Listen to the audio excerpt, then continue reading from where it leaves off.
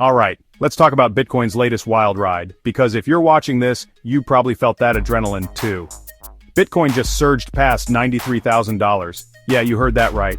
For the third day in a row, the king of crypto is on a tear, even brushing up against $94,600, the highest we've seen it since March. So what's fueling this rally? It's not just hype. First up, there's a shift in the bigger picture. President Trump softened his stance on China tariffs and dialed back the heat on the Fed. That's lightened the mood in the market. But it gets juicier. Bitcoin ETFs just had their biggest inflow since January. Almost $1 billion. That's serious money pouring in, and it usually means big players see Bitcoin as a hedge against a shaky stock market and a weakening dollar.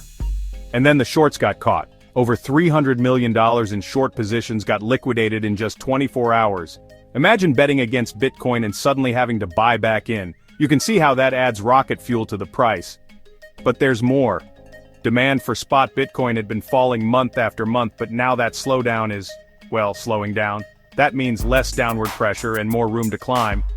So where do we go from here? The next big resistance is around $95,000. If Bitcoin breaks through, it could be a brief pit stop before eyeing the legendary $100,000 mark. But here's what really matters.